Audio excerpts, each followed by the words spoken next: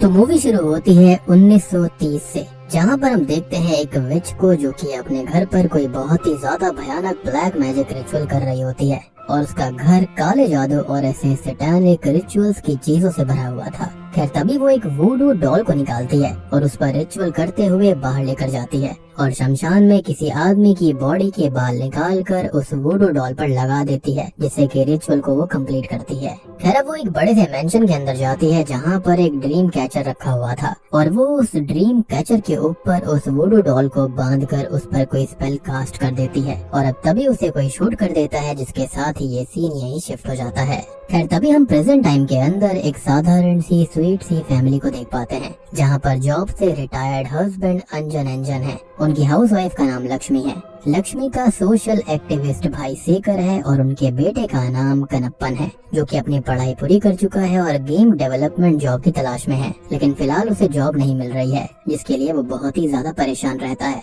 वो काफी ज्यादा हार्ड वर्क करता है लेकिन उसके रिजल्ट कभी भी अच्छे नहीं आते। हालांकि ये फैमिली छोटी है और जीवन की मुश्किलें आती रहती हैं, लेकिन सभी खुशी के साथ रहते हैं एक नॉर्मल मिडिल क्लास फैमिली की तरह। कनप्पन का एक जॉब इंटरव्यू था जिसके लिए वो तैयार होता है, लेकिन घर की पानी वाली जो मोटर है वो खराब है, तो वो थोड़ा सा परेशान हो जाता है और उसको याद आता है कि घर के बाहर एक कुआं भी है जो कि हमेशा लॉक्ड पड़ा रहता है, जिसको वो ओपन करता है और उससे पानी निकाल लेता है और पानी के साथ साथ वही वुडू डॉल वाला ड्रीम कैचर भी बाहर आ जाता है जो कि उसकी बाल्टी में फंस गया था और वो उसे निकालकर देखने लगता है, जिससे उस ड्रीम कैचर का एक फेदर टूटकर अलग हो जाता है, जिस पर वो ज्यादा ध्यान नहीं देता और अब वो उस फेदर को अलग फेंक कर उस ड्रीम कैचर को भी वापस कुएं में डाल देता है और कुएं को फिर से बंद कर देता है। खैर अब वो तैयार हो गया था जिसे मैसेज आता है कि उसका इंटरव्यू ऑनलाइन होगा, जिसको वो अटेंड करता है, लेकिन एज यूजुअल ये इंटरव्यू भी कुछ खास नहीं जाता। खैर अब वो मार्केट जाकर अपने दोस्त से मिलता है और बातों ही बातों में वो उसको ये बताता है कि किसी डेविल नाम के आदमी के बेटे के साथ वो ऑनलाइन गेम खेलता था और वो बेटा जो कि उम्र में काफी छोटा है, उसे उसने सलाह दी है कि गेम में आगे बढ़ने के लिए उसे लेवल्स रैंक्स पुश करनी चाहिए, जिसके लिए वो लड़का डेविल के अकाउंट से 10 लाख रुपए खर्च कर देता है, जिसके लिए डेविल कनप्पन को ही दोषी मानता है और उसको धमकी देता है कि वो जल्दी से जल्दी उसके पैसे दे दे और अभी भी वो कॉल करके 2 दिन में पैसे अरेंज करने का बोल रहा था। खैर अब रात को वो घर आता है तो उसे उसके रूम के अंदर वही ड्रीम कैचर लटका हुआ मिलता है जो कि उसने सुबह कुएं के अंदर फेंक दिया था, जिसके बारे में वो अपनी माँ से पूछता है तो वो बताती है कि उन्होंने कोई भी चीज कमरे के अंदर नहीं रखी है, मतलब कि उन्हें उस ड्रीम कैचर के बारे में कोई आइडिया नहीं था। खैर अब वो कुएं के पास जाता है जहाँ पर लॉक लगा हुआ था और अब उसे कुछ अजीब सी आवाजें सुनाई देती हैं, जिनसे परेशान होकर वो अपने कमरे में आ जाता है। खैर अब वो ड्रीम कैचर और नेगेटिव एनर्जी के बारे में ऑनलाइन पता करता है, जहाँ से उसे एग्जॉर्सिस्ट एजो मलाई का नंबर मिलता है, जिनको वो कॉल करता है और उनसे इसके बारे में बात करता है कि उसे कोई अजीब सी चीज और एक डॉल मिली है, जिसके मिलने के बाद से कुछ अजीब घटनाएं घट रही हैं और अब वो उसकी पिक्चर भी उनको भेज देता है, जिसको देखते ही वो ये बोलते हैं कि ये चीज असल में ड्रीम कैचर है जो कि एंशिएंट टाइम से स्लीपिंग में लोगों को प्रोटेक्ट करने और इविल स्पिरिट से बचाने के लिए इस्तेमाल होती आई है। साथ ही साथ उस पर वुडू डॉल लगी है, जिसको देखकर वो समझ पा रहे हैं कि उस पर कोई काला जादू या फिर स्पेल किया गया है, तो वो उसे जहाँ से लाया है वहीं पर फेंक दे। इस पर वो कहता है कि ये उसे कुएं में मिला था और अपने आप उसके रूम में आ गया, जिस पर वो उससे पूछते हैं कि उसने उस ड्रीम कैचर को डिस्टर्ब तो नहीं किया था। इस पर वो फेदर के टूटने वाली बात बताता है और अब वो उसे ये कहते हैं कि अब उसे ये नहीं करना चाहिए था, क्योंकि अब वो कहीं पर ट्रैप भी हो सकता है, साथ ही साथ मर भी सकता है, जिस पर वो यकीन नहीं करता और कॉल को कट कर देता है। बेसिकली ये चीज बहुत ही ज्यादा डेंजरस थी। खैर अब वो सडनली ही खुद को उसी मेंशन में पाता है जो कि हमने मूवी की शुरुआत में देखा था और यहाँ पर उसे बहुत सी चीजें, पुतले, सामान और डरावनी आवाजें सुनाई देती हैं, जिनसे बचकर वो भागने लगता है, तो उसकी शर्ट भी वहीं फट जाती है और ये कपड़े उसने तब पहने थे जब उसके हाथ वो ड्रीम कैचर लगा था और उसने उसका एक फेदर तोड़ दिया था। खैर तभी उसे एक डरावनी फिगर हॉन्ट करती है, जिससे डर कर उसकी नींद खुल जाती है, मतलब कि वो एक सपना था, लेकिन ऐसा सपना उसने अपनी जिंदगी में पहले कभी नहीं देखा था और वो इससे थोड़ा सा परेशान हो जाता है। साथ ही साथ वो ड्रीम कैचर भी उसके ही रूम में रखा हुआ था, जिसे वो फिर से कुएं में फेंक कर उसको लॉक कर देता है।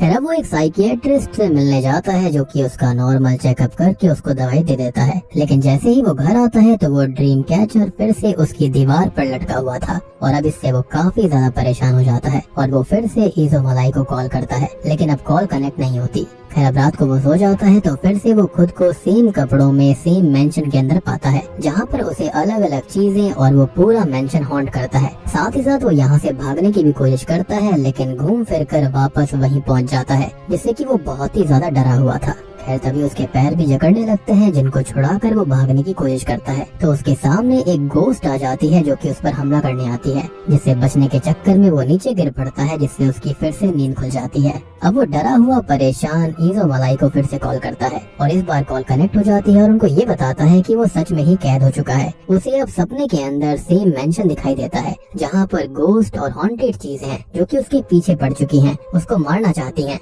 तभी ईज़ो मलाई उससे ये कहते हैं कि उन्होंने एक किताब के अंदर चेक किया था तो वो ड्रीम कैचर कर्स्ड है, यानी कि शापित है, इसलिए वो बार बार उन ड्रीम्स के अंदर उसी मेंशन में कैद हो रहा है और उससे बाहर आने के लिए उसे ड्रीम की को ढूंढना होगा, जो कि उसे उसी मेंशन के अंदर कहीं मिलेगी और अगर वो उसे नहीं ढूंढ पाया तो वो मारा जाएगा। लेकिन वो इस बार भी यकीन नहीं करता, तो वो उससे ये पूछते हैं कि वो आज ड्रीम से बाहर कैसे आया, जिस पर वो बताता है कि वो गिर गया था, जिससे उसके सर पर चोट आ गई थी। हालांकि उसे रियल में भी वही पेन फील हो रहा था और वो मिरर को देखता है तो उसके सर पर उसी जगह चोट लगी हुई थी। इनफैक्ट उसकी शर्ट भी फटी हुई थी, जहाँ पर ड्रीम के अंदर गिरते टाइम उसे चोट लगी थी। अब वो अपनी उसी शर्ट को भी देखता है जिसके अंदर वो हमेशा ड्रीम्स में खुद को पाता है, तो पहली बार के अकॉर्डिंग वो भी फटी हुई थी और यही ईज़ो मलाई उसको समझाते हैं कि ड्रीम में हो रही चीजें उसकी रियलिटी में हो रही हैं और बाहर आ रही हैं, और अगर वो ड्रीम में मारा गया तो असल में भी मारा जाएगा। बेसिकली उसकी सोल वहाँ जा रही थी और अगर उसकी सोल खत्म हो गई तो बॉडी किसी काम की नहीं रहेगी।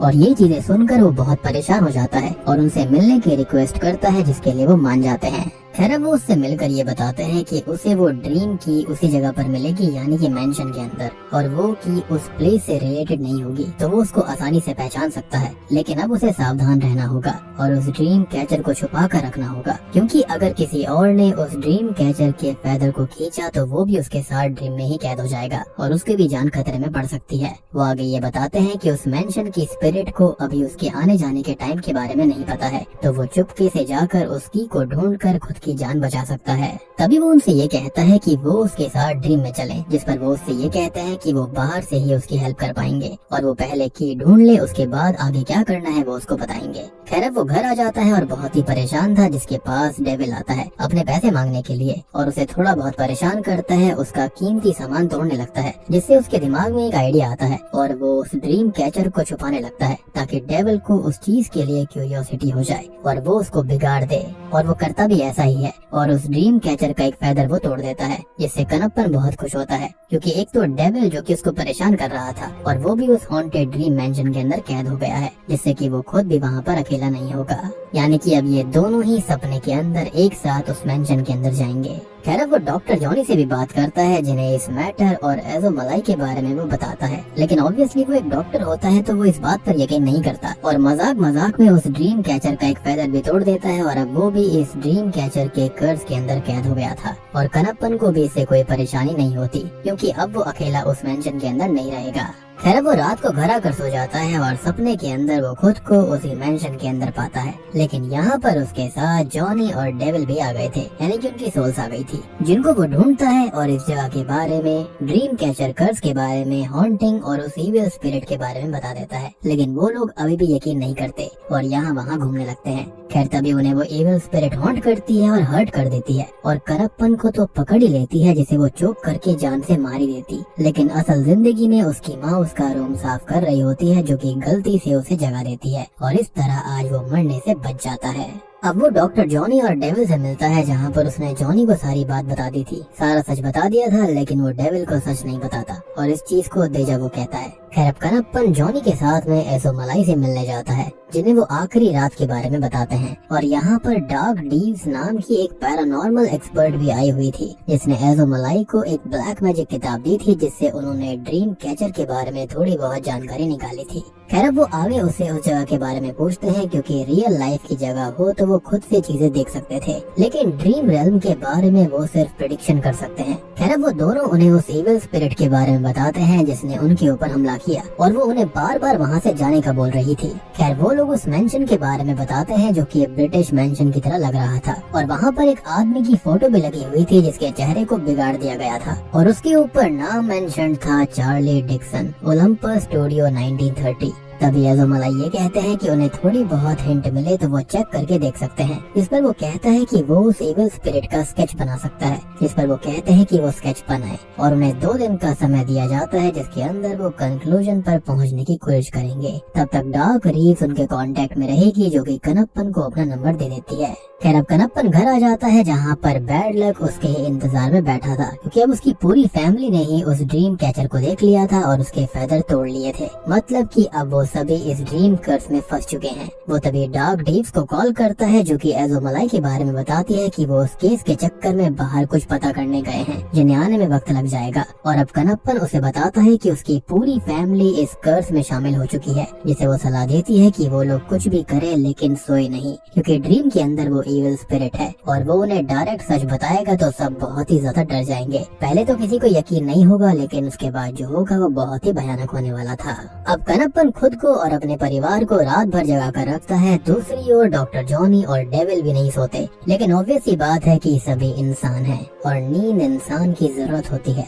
और सुबह होते होते कनप्पन का परिवार थक जाता है और वो डॉग डीव से बात भी करता है जो कि उसको ये सलाह देती है कि अगर वो लोग सोने से खुद को नहीं रोक पा रहे हैं तो वो उनको सच बता दे, शायद डर उनको जगा कर रखेगा। खैर तभी वो सबको पूरा सच बता देता है, लेकिन कोई भी उसकी बात पर यकीन नहीं करता। हालांकि वो अपने मामा को 5 मिनट के लिए सुलाता है, जो कि उसी मेंशन में पहुंच जाते हैं जहां पर वो इविल स्पिरिट उनको भी हॉन्ट करती है और वो जाग जाते हैं जिनकी नाक से खून आने लगता है और तब जाकर सबको यकीन होता है। यानी कि देख रहे हो यहाँ पर भी बलि का बकरा मामा ही बना है। खैर अब वो सबको ये समझा देता है कि एज़ोमलाई उन सब की मदद करने में लगे हुए हैं, लेकिन तब तक कोई भी नहीं सोएगा। और इतने में ही डॉग डीव्स का कॉल आता है जो कि उसको ये बताती है कि एज़ोमलाई वापस आ चुके हैं तो वो जल्दी वहाँ पर आ जाए। अब वो घर से निकलता है जिसे डेविल के गुंडे पकड़कर उसके पास ले जाते हैं, जिसने डॉक्टर जॉनी को भी पहले से ही पकड़ा हुआ था। और वो उससे ही पूछता है कि आखिर ये सब हो क्या रहा है, तो कनप्पन उसको सारी सच्चाई बता देता है, जिससे कि डेविल उससे मदद मांगने लगता है कि वो सब कुछ जल्दी ठीक कर दे, फिर भले ही वो उसके पैसे ना लौटाए।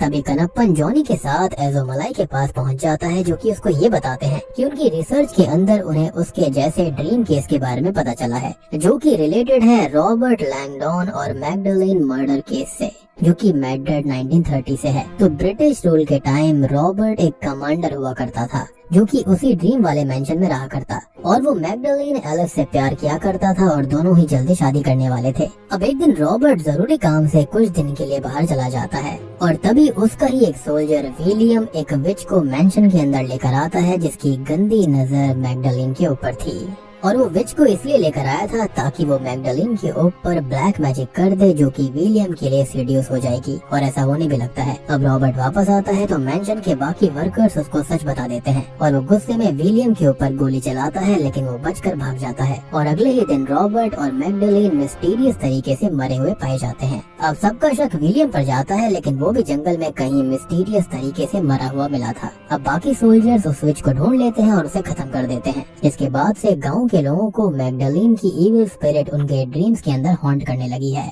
यानी कि वो जो इविल स्पिरिट है वो शायद से मैगडलेन की है और उसके बाद से ही वो मेंशन भी हॉन्टेड हो गया था जिसको गिरा दिया जाता है। लेकिन ये कर्स नहीं रुका और ड्रीम हॉन्टिंग्स बंद नहीं हुई, जिसके अंदर बहुत से लोगों की जान भी चली जाती है। खैर अब वो उसको मैगडलेन की फोटो भी दिखाते हैं जो कि कनप्पन की बनाई हुई स्केच से बिल्कुल मैच हो रही थी। मतलब कि उस मेंशन के अंदर उनको हॉन्ट करने वाली स्पिरिट मैगडलेन की ही थी। खैर अब यहाँ पर उस विच का और इस ड्रीम कैचर का कुछ तो कनेक्शन है और ये क्लियरली विच क्राफ्ट से और ब्लैक मैजिक से जुड़ा हुआ है। खैर अब वो कनप्पन से ये कहते हैं कि उनको बचने के लिए उस चाबी को ढूंढना ही होगा जो कि किसी भी जानवर का बॉडी पार्ट यानी कि स्कल, पिग हेड या फिर मंकी क्लॉक कुछ भी हो सकता है और उसी से वो इस कर्स को रोक सकते हैं, जिसके लिए अगले ड्रीम में वो भी उनके साथ जाएंगे। तो अभी वो कैसे भी उस ड्रीम की को ढूंढे। खैर अब कनप्पन घर आ जाता है और अपनी माँ को छोड़ सबसे सोने के लिए बोलता है ताकि वो सभी ड्रीम में उस ड्रीम की को ढूंढ पाए और कुछ भी होने से पहले उसकी माँ सबको जगा देगी। और वहीं दूसरी तरफ डेविल और जॉनी भी अपने घर पर सो जाते हैं क्योंकि उन्होंने सारी सच्चाई उनको भी बताई थी।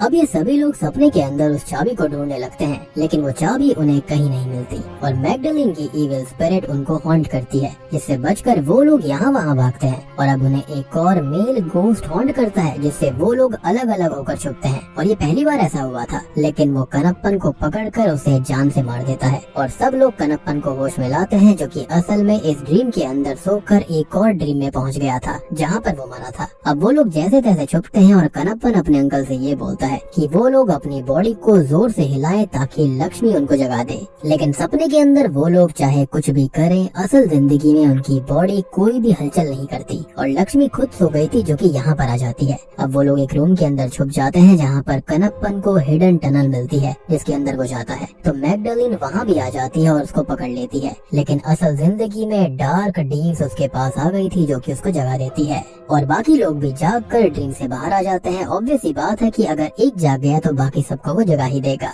तभी डार्क डीव्स कनप्पन को लेकर एज़ोमलाई के पास जाती है, जिनको वो ये बताता है कि वहाँ पर एक और मेल गोस्ट भी है, जिस पर वो कहते हैं कि वो रॉबर्ट ही होगा और उसने ड्रीम कैचर से फेदर क्यों तोड़ा होगा। और वो आगे ये कहते हैं कि अब वो भी सबके साथ ड्रीम में चलकर उस चाबी को ढूंढेंगे और उन्हें पहले उन दोनों स्पिरिट्स को 2 मिरर्स के बीच रिफ्लेक्शन में कैद करना होगा, जिससे वो खुद ही खत्म हो जाएंगी। अब डार्क डीव्स कनप्पन को अपनी आंटी के पास लेकर जाती है, जिन्हें ब्रिटिश रूल के बारे में काफी नॉलेज है और उनके पास में ढेर सारी पिक्चर्स भी थी। खैर वो ये बताती है कि कहा जाता है कि सोल्जर ने मैगडलीन और रॉबर्ट को मार दिया था और उस समय की बहुत सारी मिस्ट्रीज आज भी अनसॉल्व्ड हैं। खैर अब वो पिक्चर्स को दिखाती हैं, जिसको देखते ही कनप्पन ये पहचान जाता है कि सपने के अंदर दिखाई देने वाला वो जो भूत था वो रॉबर्ट नहीं बल्कि वो तो असल में विलियम है। अब वो दोनों ही एज़ोमलाई के पास जाने लगते हैं, जिन्हें हार्ट अटैक आने से हॉस्पिटल में एडमिट किया गया था। यानी कि देखो सोने पे सुहागा हो गया। खैर अब वहाँ पर डॉक्टर डार्क डीव्स और कनप्पन को बताते हैं कि उन्हें अभी 2 दिन तक एडमिट करके रखना होगा, जिसको सुनकर कनप्पन बहुत परेशान हो जाता है, एज उन्हें तो चाबी ढूंढनी थी इस कर्ज को खत्म करने के लिए, जो कि बिना एज़ोमलाई के इम्पॉसिबल है। और डार्क उसको ये सजेस्ट करती है कि वो लोग 2 दिन तक ना सोए। खैर इसी बीच कनप्पन को ये बात भी पता चल जाती है कि उसका घर असल में उसी जमीन के ऊपर बना हुआ है जहाँ पर कभी वो मेंशन हुआ करता था, जिसको तोड़ दिया गया था और इसलिए वो ड्रीम कैचर उसे यही मिला था। एंड आई मीन ये तो ऑब्वियस सी बात है, ये चीज तो मुझे स्टार्टिंग में ही समझ आ गई थी। खैर अब ये सभी लोग डार्क की बात मानते हैं और एक दिन तो जैसे तैसे निकल जाता है, लेकिन अगला दिन भी निकल जाता, लेकिन सेकर जागने की टैबलेट की जगह गलती से सुलाने की टैबलेट ले आता है। तो वो लोग सभी सो जाते हैं और ड्रीम में पहुंच जाते हैं, जहाँ पर विलियम का भूत उन्हें हॉन्ट करता है और वो लोग उससे बचकर भागते हैं। जॉनी के कपड़े जल जाते हैं तब वो मैगडलीन की ड्रेस पहन लेता है और सॉल्ट ढूंढकर उससे एक प्रोटेक्शन सर्कल बना लेता है। अब यहाँ पर विलियम का गोस्ट डेविल कनप्पन की फैमिली को पकड़ लेता है। अब कनप्पन को याद आता है कि डॉक्टर स्पिरिट को 2 मिरर्स के बीच में फंसाने वाले थे, तो वो ये भी ट्राई करता है और सक्सेसफुली विलियम की स्पिरिट को 2 शीशों के बीच में कैद कर देता है। खैर मैगडलीन की स्पिरिट वहाँ पर आती है, जो कि गुस्से में चीखने लगती है, जिससे कनप्पन शॉक्ड हो जाता है क्योंकि विलियम तो उसका दुश्मन था, फिर वो उसको देखकर दुखी क्यों हो रही थी और अब जाकर वो उसको सच्चाई बताती है। तो मैगडलीन असल में एक डॉक्टर थी जिससे प्यार करता था विलियम और रॉबर्ट एक कमांडर था जो कि बाहर से खुद को अच्छा दिखाता था, जिसका सब सम्मान किया करते, लेकिन अंदर से वो एक बहुत ही बुरा आदमी था जो कि कई सारी लेडीज के साथ गलत काम किया करता था। अब होता यह है कि उसकी नजर मैगडलीन के ऊपर पड़ती है, जिसको वो कैद कर लेता है और टॉर्चर करके उसका असॉल्ट भी करता है। मैगडलीन विलियम से प्यार करती थी, लेकिन वो ये बात सबसे छुपा कर रखती है, अदरवाइज वो मारा जाता। ऑब्वियस सी बात है, वो कमांडर है और विलियम को खत्म कर देता। अब विलियम इसी बीच मूवी की स्टार्टिंग वाली व्हाइट विच से मिलता है और उसको सब कुछ बताता है, जो कि उससे ये कहती है कि वो उसकी मदद रियल वर्ल्ड में तो नहीं कर सकती, लेकिन उनके लिए ड्रीम वर्ल्ड कर सकती है, जहाँ पर अनकंट्रोल्ड गोस्ट को रखा जाता है और वहाँ पर सेम प्लेस वो बना देगी तो वो और मैगडलीन वहाँ पर रह सकते हैं, यानी कि यही मेंशन। और वो उन दोनों को ही कुछ स्पेल्स बताती है और ड्रीम की भी देती है, जो कि मंकी पॉ है, और उसी ड्रीम कैचर से फेदर तोड़कर वो लोग ड्रीम वर्ल्ड में पहुंच जाते हैं और जब भी वो सोते वहां पहुंचकर साथ रह सकते थे। और इसी ड्रीम वर्ल्ड के अंदर मैगडलीन ने रॉबर्ट की पोर्ट्रेट को बिगाड़ दिया था। तभी विलियम उसको समझाता है कि यहाँ पर उन्हें कुछ भी हुआ तो वो रियल वर्ल्ड में भी होगा। अब होता यह है कि एक दिन रॉबर्ट को उनके बारे में पता चल जाता है, जो कि विलियम को मारने की कोशिश करता है, लेकिन वो भाग जाता है और उसके हाथ वो ड्रीम कैचर पे लग गया था, जिससे अनजाने में वो फेदर तोड़कर ड्रीम वर्ल्ड में चला जाता है। अब वो विलियम और मैगडलीन को देख लेता है और उन्हें मारने की कोशिश करता है ड्रीम वर्ल्ड के अंदर, जिसके अंदर वो तीनों ही मारे जाते हैं और इस तरह से उनकी लाशें मिस्टीरियस हालत में मिली थी। और जैसा कि मैंने बताया कि वो यहाँ पर मारे गए, तो ऑब्वियस सी बात है कि मिस्टीरियस तरह से असल दुनिया में भी मारे गए और हमेशा के लिए यहाँ पर कैद हो गए। अब रॉबर्ट उस मंकी पॉ को लेकर हमेशा मैगडलीन से वो स्पेल पूछता रहा ताकि वो यहाँ से बाहर चला जाए, लेकिन मैगडलीन ने कभी उसे स्पेल नहीं बताया। और एक दिन रॉबर्ट को ये मैंशन अपने अंदर समा लेता है। अब कनप्पन समझ चुका था कि विलियम और मैगडलीन बुरे नहीं हैं, इसलिए वो उन लोगों को मारना नहीं चाहते थे और यहाँ से दूर रखना चाहते थे। और वो ड्रीम की भी रॉबर्ट के साथ हमेशा के लिए जा चुकी है, मतलब अब ये कर्ज कभी खत्म नहीं होगा। अब इसी बीच डार्क डीव्स कनप्पन के घर आती है और उन सबको जगा देती है। अब वो कनप्पन के साथ एज़ोमलाई से मिलने जाते हैं, जहाँ पर वो उनको ये बताते हैं कि भले ही मैगडलीन और विलियम उन्हें हर्ट ना करे, लेकिन उसने विलियम की स्पिरिट को मिरर से कैद कर दिया है और एक स्पिरिट बची हुई है, मतलब उन दोनों से कनप्पन का लिंक बन चुका है। और अगर 24 घंटे में वो मिरर ग्लास टूटा तो वो दोनों स्पिरिट्स तो मारी ही जाएंगी, लेकिन साथ ही साथ कनप्पन भी मारा जाएगा। मतलब कि ये आत्माओं को कैद करने वाला रास्ता इतना सही नहीं था। और मुझे ऐसा लगता है कि शायद से यहाँ पर एज़ोमलाई अपनी उम्र के चलते उसको बचाना चाहते थे और इसलिए शायद खुद का सैक्रिफाइस देना चाहते होंगे। तभी वो लोग उस व्हाइट विच के बारे में जानकारी निकालते हैं और एक सिंबल के बारे में पता चलता है जो कि डार्क वाली किताब में था और उसके अंदर लिखा था कि ड्रीम कैचर का फेदर दोनों साइड के लिए की हो सकता है। इस पर कनप्पन कहता है कि उन्हें ड्रीम कैचर को वहाँ ले जाना होगा और एज़ोमलाई उसे रास्ता दिखाते हैं जिसके अंदर उन्हें पेंटाग्राम मेथड से उस ड्रीम कैचर का रेप्लिका उस ड्रीम वर्ल्ड में भेजना होगा।